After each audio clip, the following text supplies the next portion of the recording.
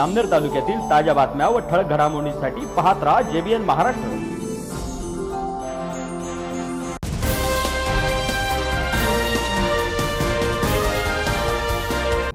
नमस्कार, मी मिनल चौधरी। पाहूया काही ठळक वृत्त।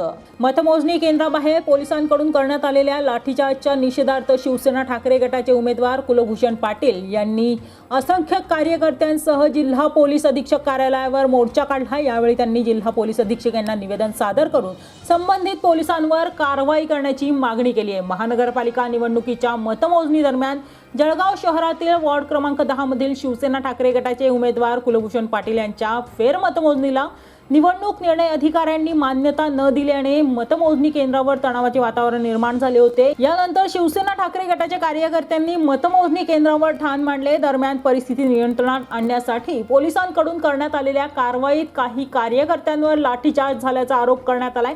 या घटनेच्या निषेधार्थ शिवसेना ठाकरे गटाच्या वतीने पोलीस अधीक्षक कार्यालयावर मोर्चा काढण्यात आलाय। या मोर्चाच्या माध्यमातून संबंधित पोलीस अधिकाऱ्यांवर कारवाई करण्याची मागणी करत पोलीस अधीक्षकांना निवेदन सादर करण्यात आले आहे।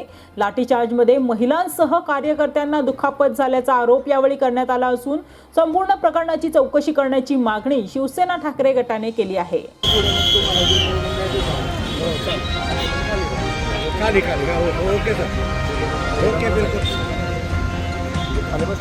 खाली खाली सर ते गेट जेवढं शांत राहील तेवढी मला पण माहिती आहे।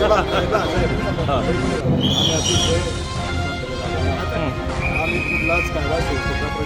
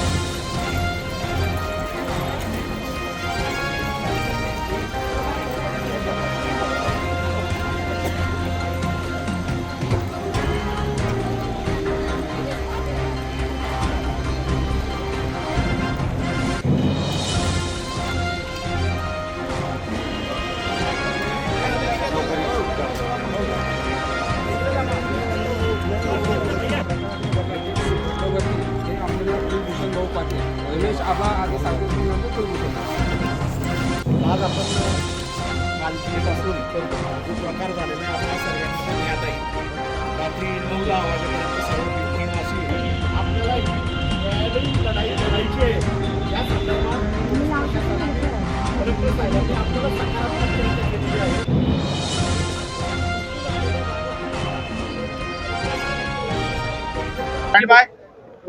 काय सांगणार आज पोलीस अधीक्षक कार्यालयावर आपण मोर्चा काढून या ठिकाणी पोलीस अधीक्षकांना निवेदन दिलं आहे। काल मतमोजणी केंद्राबाहेर जो अमानुष प्रकारे येथल्या पोलीस अधिकाऱ्यांनी आमच्या प्रभागातल्या महिला असतील किंवा जी जनता निकाल ऐकायला आली असेल त्यांच्यावर जो अमानुष लाठीचार्ज केला, जे पाशवी पद्धतीने त्यांच्यावरती अतिशय क्रूरपणे हल्ला केला, मी हल्लाच म्हणेल, कारण कुठलेही कारण नसताना त्या ठिकाणी इथले पोलीस उपाधीक्षक नितीन गणापुरे असतील, या ठिकाणचे पोलीस निरीक्षक बबन आव्हाड असतील, यांनी कशा पद्धतीने अतिशय अश्लील अशा भाषेत महिलांशी शिवीगाळ केली, महिलांना लाठीचार्ज केला, आमच्या कार्यकर्त्यांवरती लाठीचार्ज केला। त्याच्यामध्ये एक महिलेचं डोकं फुटलेलं आहे, एका पुरुषा मंडळीचा त्या ठिकाणी हात फ्रॅक्चर झालेला आहे, एका कार्यकर्त्याला त्या ठिकाणी डोक्याला 2 टाके पडलेले आहेत।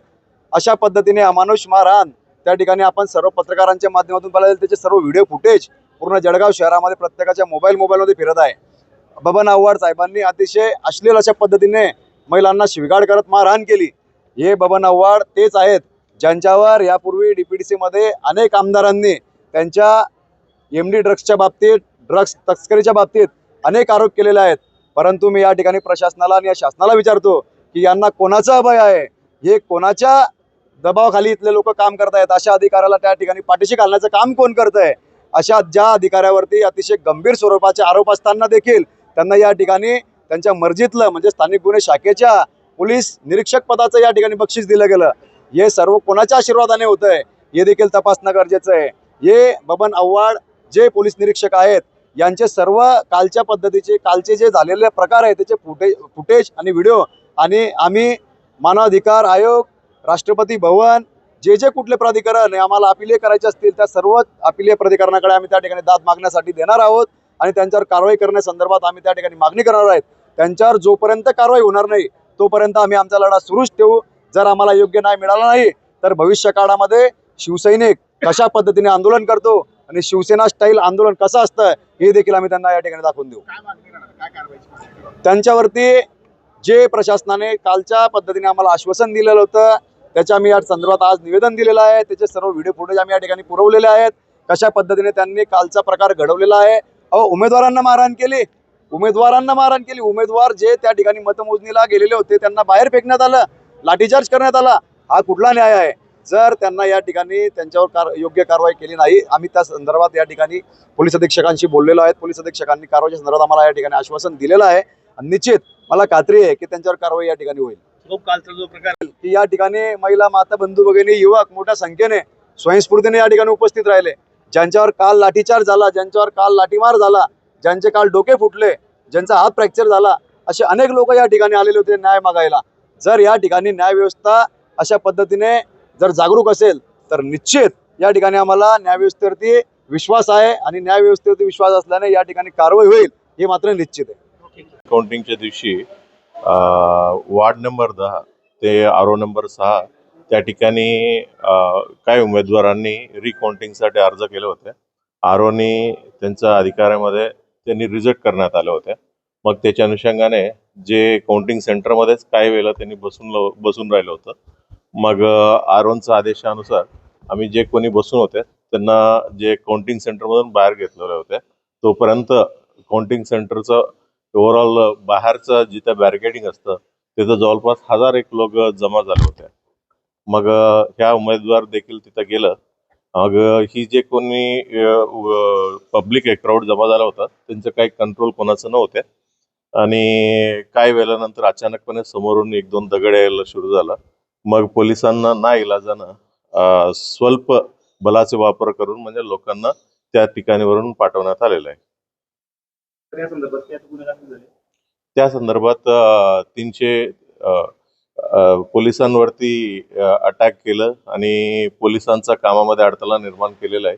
त्याच्या अनुषंगाने एक गुन्हा दाखल झाला आणि एक आरोनचं तर्फे देखील एक तहसीलदारांकडनं एक कामामध्ये अडथळा आणला सरकारी कामामध्ये. त्या अनुषंगाने देखील एक गुन्हा दाखल झालेला आहे. काल त्यांनी 2 महिलांना त्या ठिकाणी लाठीचार्ज मध्ये 2 महिला जखमी झाल्या आहेत. तर त्या पोलीस अधिकाऱ्यांवर पण कारवाई करण्याची मागणी त्यांनी केली. जे काही मागणी केल्या असतील त्यांना ॲडिशनल SP चाळीसगावकडं एन्क्वायरी देण्यात आलेला आहे. मग एन्क्वायरीमध्ये जे निष्पन्न होईल त्या पद्धतीने आम्ही कारवाई करू. त्यांनी स्वतः तिथं उपस्थित होता बंदोबस्तामध्ये. त्यांना इम्पार्शियल वाटलं पाहिजे त्याच्यासाठी आम्ही चाळीसगावकडे देण्यात आलेलं आहे. किती कर्मचाऱ्यांचं आहे सध्या? काय अधिकाऱ्यांना किती आहे म्हणजे आरोप करण्यात आलेला आहे? कोणत्या किती कर्मचारी? त्यांनी असं मोगम पद्धतीनं आरोप केलेला आहे. मग त्यामध्ये कोणाचा काही दोष असेल त्यामध्ये त्या अनुषंगाने त्याला कारवाई पुढे होईल. पत्रकारांना बोलताना तर त्यांनी नाव घेतलेलं आहे कोणी अधिकारी आणि MIDC PI. काय त्याच्याबद्दल मला अजूनपर्यंत माहिती प्राप्त नाहीये. एकदा प्राप्त झालं की त्याच्यावरती मी विचार करतो. काल जे काय घडलेले होते ते सुरुवातीपासून शेवटपर्यंत त्यांनी एक्सप्लेन केलेलं आहे. आमच्या बाजू जे आमच्या पोलिसांचं काय जबाबदारी असते त्यांनाही आम्ही एक्सप्लेन केलेलं आहे. पोलिसांचं कायदा ठेवण्याचं आमचं जबाबदारी आहे आणि कोण कशाचे डिसिशन घेतात त्याचं आमचं काय लेणं देणं नसतात हे सर्व त्यांना मी समजून सांगितलेलं आहे. या बातमी इथेच थांबूया. ताज्या अपडेट्ससाठी www.jbnmaharashtra.com आमच्या वेबसाईटला लॉग इन करा. तसेच यूट्यूबवरील आमचे व्हिडिओ पाहायला विसरू नका आणि गुगल प्ले स्टोअरवरील JBN न्यूज ॲप डाउनलोड करून JBN Maharashtra news channel live पहा. नमस्कार.